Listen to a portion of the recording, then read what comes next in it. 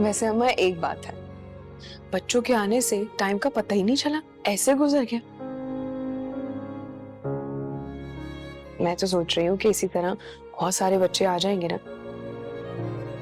तो फिर पैसे भी अच्छे आने शुरू हो जाएंगे। इंशाल्लाह इंशाल्लाह, अल्लाह तुम्हें बहुत नवाजेगा, अल्लाह तुम्हें बहुत तरक्की देगा इंशाल्लाह। आमीन आमीन आमीन। ये क्या सुन रहा हूं मैं? घर में ट्यूशन पढ़ानी शुरू कर दी है तुमने? जी, और इंशाल्लाह आगे मेरा जॉब का भी इरादा है। अच्छा, और भला किसकी इजाजत से तुमने ट्यूशन पढ़ानी शुरू की है? मेरी इजाजत से।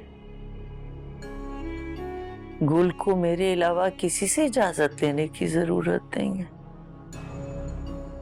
बहुत अच्छे अम्मा, बहुत अच्छे। आप ही खराब कर रही हैं इसे। ये सारी खुद मुख्तार औरतों वाली बीमारियां हैं ना, ये आ गई हैं इसके अंदर।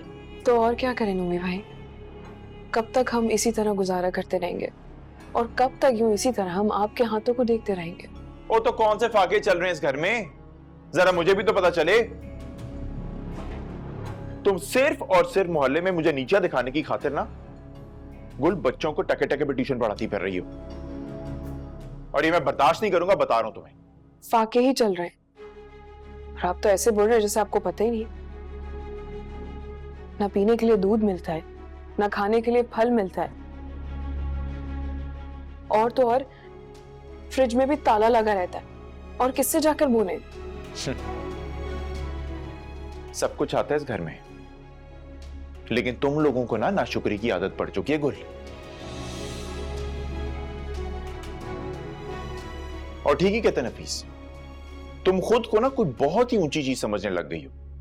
तो फिर ठीक है, मैं वही कर रही हूँ जो जो मुझे ठीक लग रहा है। अच्छा, ये बात है। तो ठीक है फिर, मेरी भी एक बात जरा कान खोल के सुन लो तुम बोलो। मेरे घर में ना तो तुम मेरी इजाजत के बगैर किसी को ट्यूशन पढ़ाओगी और ना ही जॉब करोगी। आ गई बात समझ में? आपका घर, आप भूल रहे हैं कि ये घर मेरे नाम पर है,